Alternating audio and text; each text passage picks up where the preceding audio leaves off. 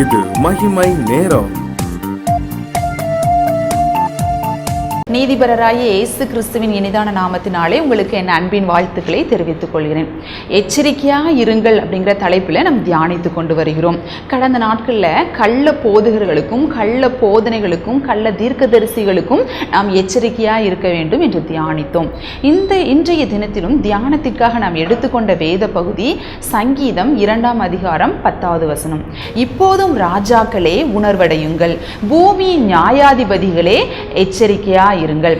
அதிகார பொறுப்பில் இருக்கிற யாவருக்கும் இந்த வசனம் பொருந்தும், இந்த ஆலோசனை பொருந்தும். செய்யும் பணியே தெய்வம் அப்படின்னு சொல்லிட்டு அல்ல, ஆனால் செய்யும் பணி எதுவானாலும் நம்ம அதை கர்த்தருக்குள் உண்மையும் உத்தமமாக நியாயமாக செய்ய நாம் அழைக்கப்படுகிறோம்.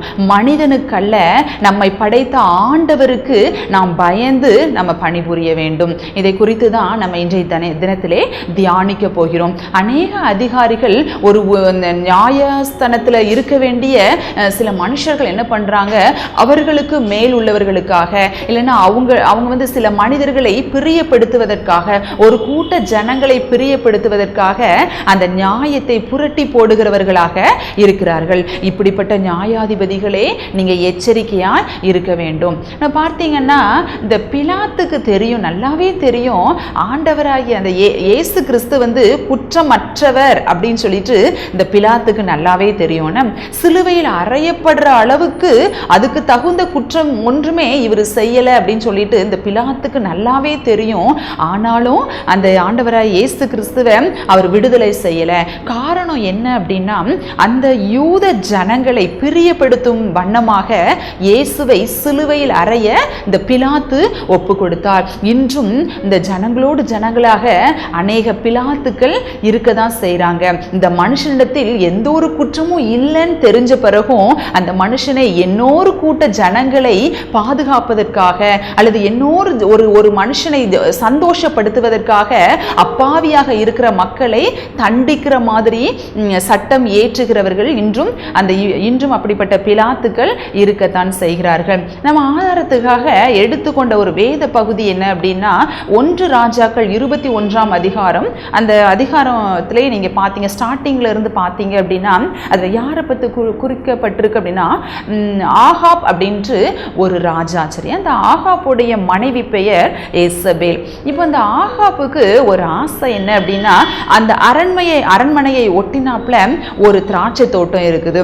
அது இவருடையது அல்ல, அது நாபோத் அப்படின்னு சொல்லிட்டு ஒரு குடியானவனுடையது.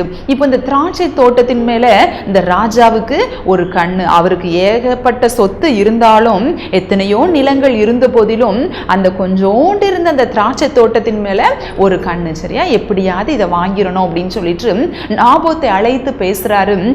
இந்த திராட்சை தோட்டத்திற்கான மதிப்புக்கான அந்த தொகையை நான் உனக்கு தந்துருதேன், இந்த திராட்சை தோட்டத்தை நீ எனக்கு தந்துருன்னு கேட்கும் பொழுது இந்த நாபோத்து தந்துருவாரு. ஒரு ராஜா கூப்பிட்டு கேட்கும் பொழுது கண்டிப்பா அந்த நாபோத்து தந்துருவாருன்னு சொல்லிட்டு ஒருவேளை அந்த ஆகாப் நினைத்திருக்கலாம். ஆனா அந்த நாபோத் அது என் பிதாக்களுடைய சுதந்திரம் அப்படின்னு சொல்லிட்டு அதை கொடுக்க மனம் இல்லை.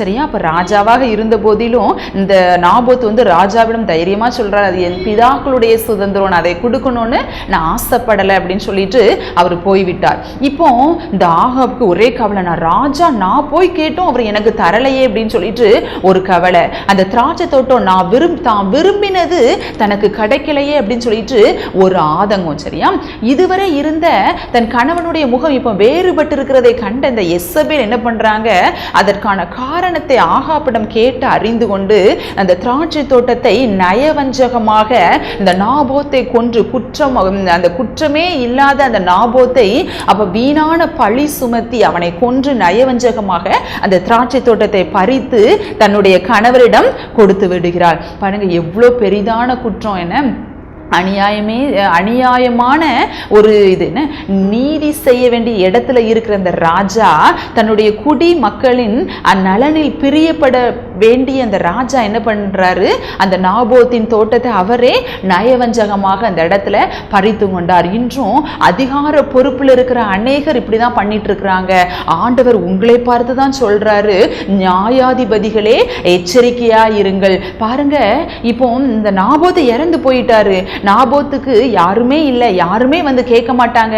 நான் ராஜாவை யார் எதிர்த்து வருவான்னு சொல்லிட்டு ஒருவேளை அந்த எசபேல் நினைச்சிருந்திருக்கலாம். ஆனா பாருங்க, உடனே எலியாட்ட ஆண்டவர் பேசுறாரு, இவன் இப்படி தப்பு பண்ணிட்டான், போய் சொல்லு அப்படின்னு சொல்லிட்டு உடனடியா ஆண்டவர் வந்து பேசுறாரு. என்ன, நம்ம அமைதியா இருக்கும் பொழுது நம்ம நினைக்கலாம், இவன் வந்து ரொம்ப ஏழ்மையானவன், இவகிட்ட அபகரிச்சா அவன் யார் வந்து நம்ம கேஸ் போடுவா, யார் நம்மளுக்கு வழக்கு கேட்பா அப்படின்னு சொல்லிட்டு நம்ம நினைக்கலாம். ஆனா ஆண்டவராகிய இயேசு கிறிஸ்து நீதி செய்வார். அவர் நியாயம் விசாரிக்கிறவர், திக்கற்றவர்களின் தகப்பன். அவர் கண்டிப்பா அவர் விசாரிப்பார். அதனால அநியாயம் நீங்க ஒருவேளை செஞ்சிட்டு இருக்கிறீங்களா, உங்களை தான் ஆண்டவர் எச்சரிக்கிறார். இனி எச்சரிக்கையாக இருக்க வேண்டும். யாருமே தட்டி கேட்க மாட்டாங்க. இதுக்கு போய் யார் தட்டி கேட்பா, நம்ம தான் இந்த ஊரோட கவுன்சிலரே, நம்ம தான் எல்லாமே பெரிய பொறுப்புல இருக்கும் பொழுது யார் என்னிடத்துல வந்து தட்டி கேட்பா நம்ம நினைக்கலாம். இல்ல பிரியமானவர்களே, ஆண்டவராகிய இயேசு கிறிஸ்து அவர்களுக்காக வழக்காடுகிறவராக இருக்கிறார். எங்க வீட்டை ஒட்டின பகுதியில ஒரு தொழிலதிபரோட வீடு இருக்குது. அப்போ திடீர்னாப்ல அந்த பஞ்சாயத்துல போய் பார்க்கும் பொழுது, அந்த ஈஸியா அது பார்க்கும்போது எங்களுடைய நிலம், எங்க வீட்டுல கொஞ்சம் பகுதி அந்த தொழிலதிபருக்கு சொந்தம் அப்படின்னு சொல்லிட்டு அதுல எழுதப்பட்டிருக்கு. ஆனா அந்த எங்க வீட்டோட பத்திரம் என்னோட அப்பா கையில அது இருக்குது. இப்போ எங்க அப்பாவுக்கு இதை பார்த்த உடனே பேரதிர்ச்சி. ஏன்னா இந்த காலத்துல கொஞ்ச நிலத்தை கூட நம்ம போய் பார்க்கலன்னா அதை வேற யாரோ அபகரிச்சுக்கிட்டுறாங்க. நம்மளுக்கோ பணபலமும் இல்லை, மனுஷ பலமும் கிடையாது. ஆனா அந்த தொழிலதிபருக்கு பணபலமும் உண்டு, நல்ல மனுஷர் பலமும் உண்டு. அவங்க வந்து அந்த கரெக்டாக தான் பஞ்சாயத்துல கரெக்டாக தான் போட்டிருக்காங்க. இது என்னோட பகுதி தான் சொன்னா நம்ம எங்க போகிறது, நம்மளுக்காக யாரு நீதி செய்வா அப்படின்னு சொல்லிட்டு எங்க அப்பா கலக்கத்தோடையே இருந்தாங்க.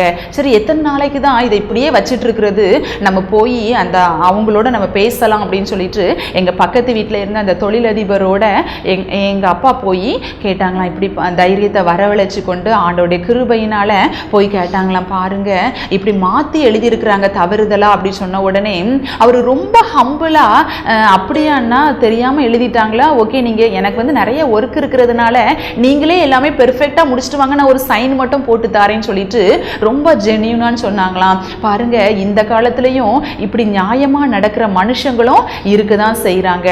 நம்ம எப்பவுமே நீதி நியாயம் உள்ளவர்களாக இருக்க வேண்டும்.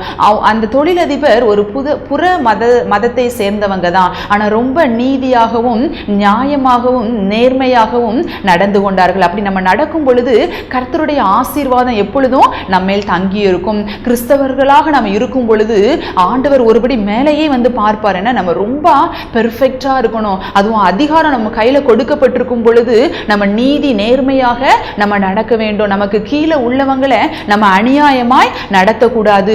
இன்றும் சில அதிகாரிகள் ஒரு கூட்ட ஜனங்களை சந்தோஷப்படுத்துவதற்காக அநியாயமான சட்டங்களை ஏற்றுக்கொண்டிருக்கிறார்கள். இல்ல பிரியமானவர்களே, நம்மளுடைய அழைப்பு வித்தியாசமானது. ஆண்டவர் நம்ம அநியாயம் செய்யும் பொழுது நம்ம அவங்களுக்கு தட்டி கேட்க யாருமே இல்லை நம்ம நினைக்கலாம். ஆனா ஆண்டவர் தட்டி கேட்பாரு. அதனால ரொம்ப கேர்ஃபுல்லா இருக்கணும். நியாயாதிபதிகளே, இப்பொழுதும் ராஜாக்களே உணர்வடையுங்கள், பூமியின் நியாயாதிபதிகளே எச்சரிக்கையாயிருங்கள். ஏன்னா ராஜாதி ராஜா நீதி செய்ய வருகிறார், அவர் நியாயம் தீர்க்க வருகிறார். அவர் முன்பாக நாம் நிற்க முடியாது. ஸோ நம்ம வந்து எல்லாவற்றிலையும் எச்சரிக்கையாக இருக்க வேண்டும். நம்ம அப்படி இருக்கும் பொழுது, நீதியாக நேர்மையாக நாம் இருக்கும் பொழுது கர்த்தர் தாமே நம்மை ஆசீர்வதிப்பாராக. ஜெபம் செய்வோம். அன்புள்ள ஏசப்பா, அந்த அருமையான வேலைக்காக உமக்கு கோடான கோடி நன்றி தகப்பனே. அப்பா, நீதி நியாயம் உள்ளவர்களாக நாங்கள் நடந்து கொள்ள எங்களுக்கு உதவி செய்யுங்க தகப்பனே. அப்பா, ஒருவேளை நாங்கள் நல்ல ஒரு உயர் அதிகாரியாக இருந்தோம் அப்படின்னா அப்பா, நாங்கள் அந்த பொசிஷனில் நாங்கள் உமக்கு நீதியாக உண்மையாய் நடந்து கொள்வதற்கு எங்களுக்கு உதவி செய்யுங்க தகப்பனே. பரிசுத்த ஆவினாலே அந்த பெலனை எங்களுக்கு கட்டளையிடுங்க தகப்பனே. ஏசப்பா, நாங்கள் பாரபட்சம் பார்க்கக்கூடாது தகப்பனே, பரிதானம் வாங்கக்கூடாது சுவாமி. எங்களுக்கு உதவி செய்யுங்க ஏசப்பா. எங்கள் கைகளுக்கு சுத்தமுள்ளவைகளாக நீங்க காத்து கொள்ளுங்க தகப்பனே. நீங்க செய்கிற பெரிதான கிருபைகளுக்காக உமக்கு நன்றி.